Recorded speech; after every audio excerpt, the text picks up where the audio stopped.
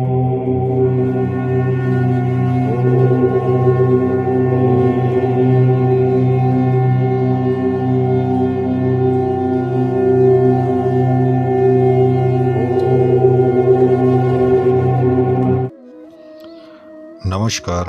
आप सभी को। आज का जो मंत्र प्रयोग है, ये जो अभी चलन हो चुका है, क्या कहते हैं उसको, जो दौरे पड़ते हैं मिर्गी की तरह, सेम मिर्गी की तरह ही होता है। बहुत से लोग इसको मिर्गी कहते हैं, लेकिन वो मिर्गी से मिलता जुलता रोग है, जो कि आज जो बहुत जगह देखने को मिलता है, बच्चों के ऊपर भी और बड़ों के ऊपर भी। और ये होता कैसे है, इसके कई कारण हैं। खिलाया पिलाया जब जाया जाता है, उसके द्वारा भी इस चीज़ को लगा दिया जाता है, और प्रेत शक्ति द्वारा भी इसको लगा दिया जाता है। और अगर किसी ने टोना टोटका रास्ते में कर रखा, उसको लांग जाते हैं, उसके ऊपर पैर रख दिया जाता है, या किसी का उतारा होता है तो उसके द्वारा भी ये लग जाता है। ये पहली शुरुआत होती है शरीर के ऊपर कब्जा करने की। उसके बाद जो है ये धीरे धीरे शरीर को सुखाना शुरू कर देता है, और उसके बाद ही बहुत ज़्यादा दिन नहीं तो 2 साल या 2.5 साल के अंदर जो है ये मृत्यु भी जो है कर सकता है, जिसके ऊपर ये हावी होता है। और इसको हल्के में मत लीजिएगा।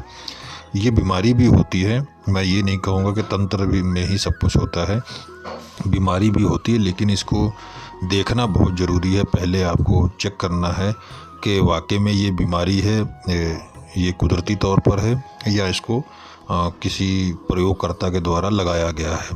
तो ये चीज़ जब तक आपको मालूम नहीं होगी, तब तक आप इलाज भी नहीं कर पाएंगे।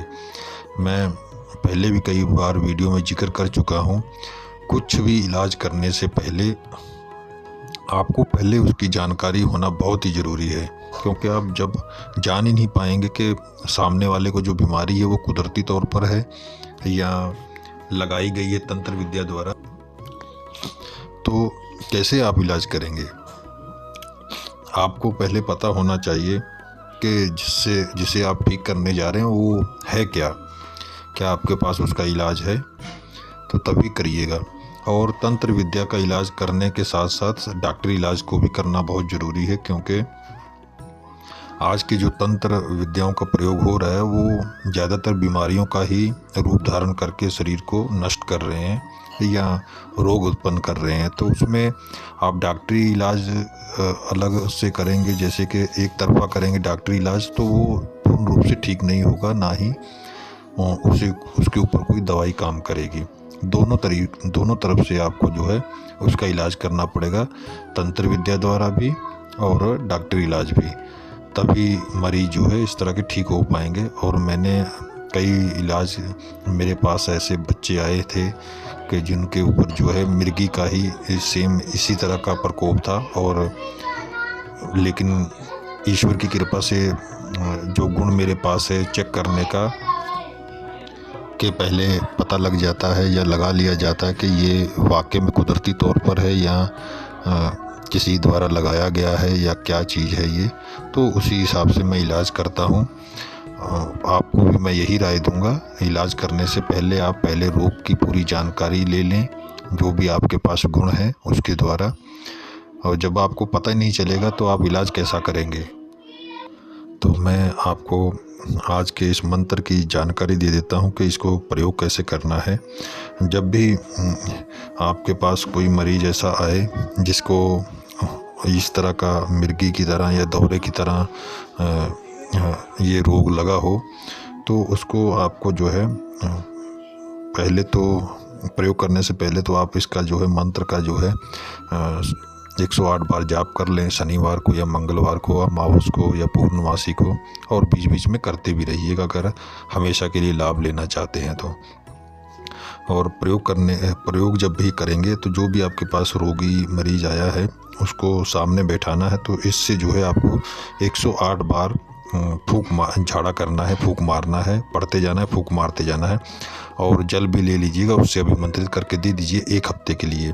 उसे 1 हफ्ते में आपको पिलाना, समाप्त करना और नहलाना भी है। और इसी मंत्र को ये जो मंत्र मैंने वीडियो में दे रखा है, इसको आपको क्या है, मंगलवार को दिन जो है मंगलवार के दिन मंगल की होरा में इसको लिखना है सफ़ेद कागज़ पर लाल स्याही से, लाल पेन की स्याही से आप लिख सकते हैं।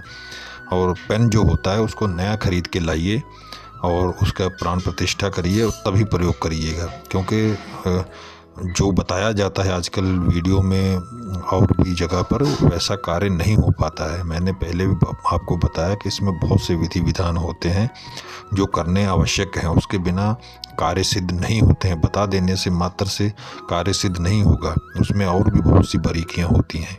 तो जैसे मैं बता रहा हूँ वैसा आप करिएगा, ईश्वर की कृपा से ज़रूर लाभ मिलेगा।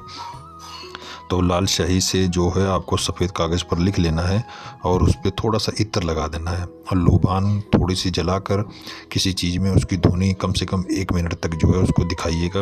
उस कागज़ को दिखाने के बाद उसको लपेट कर किसी मोम जामे में भर कर और तबीज़ में डालकर लाल धागे में आपको जो है उसके गले में शनिवार की और मंगलवार की होरा में मंगल के दिन ही डाल देना है।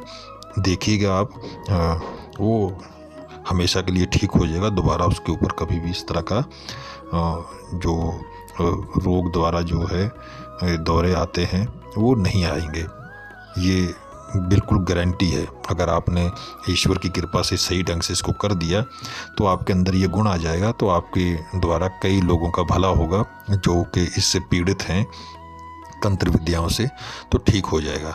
तो मैंने आपको ये बता दिया है, इसका प्रयोग करके ज़रूर जन कल्याण करने की कोशिश करिएगा, क्योंकि मैं इसलिए जानकारियाँ दे रहा हूँ कि ये इन चीज़ों को हमारे सिद्ध पुरुषों ने, साधु संतों ने एक दवाई की तरह उपयोग किया है। जब और कोई और मार्ग ना मिलने पर इसका प्रयोग किया जाता है, ना कि किसी को दंड देने के लिए इन तंत्र विद्याओं का निर्माण हुआ है। लेकिन आखिरी समय पर जब कोई और रास्ता नहीं बचता है तब तंत्र विद्याओं का प्रयोग किया जाता है। दुष्ट राक्षस जो शक्तियां हैं और मानव में भी कई तरह के दुष्ट राक्षस जो है जीवात्माओं में प्रवेश करके कार्य करते हैं और वो उपद्रव मचाते हैं और दूसरों को परेशान करते हैं, तो उन्हें पहचानना जरूरी है और उनके ऊपर ही तंत्र विद्याओं का प्रयोग किया जाता है, ना कि साधारण इंसानों के ऊपर। तो आशा करता हूँ कि मेरे इस आज के जो प्रवचन हैं उससे आपको लाभ मिले और आपकी बुद्धि में ज्ञान प्रवलित हो और ज़्यादा ईश्वर की कृपा से आपको ज्ञान मिले। मेरे यहाँ से नहीं, किसी और से भी आप ज्ञान की बातें सुना करें। ज़रूरी नहीं कि मैं बहुत बड़ा ज्ञानी हूँ, ऐसा नहीं, मैं भी आप ही की तरह एक साधारण इंसान हूँ। और ईश्वर ने जो मुझे गुण प्रदान किया है मैं उनका बहुत बहुत धन्यवाद करता हूँ कि मानव जीवन में मुझे इस तरह का गुण प्रदान किया उन्होंने। और सौभाग्य मेरा कि मैं आप लोगों तक किसी माध्यम द्वारा आप सबकी जो है आप सबके पास पहुंचा रहा हूं। और जिनके अच्छे कर्म होंगे उनको समझ में आएगा, जिनके अभी समय है तो वो उनको अभी समझ में नहीं आएगा। तो आज्ञा दीजिए, फिर मिलूँगा एक और नए प्रयोग की जानकारी के साथ। तब तक के लिए नमस्कार।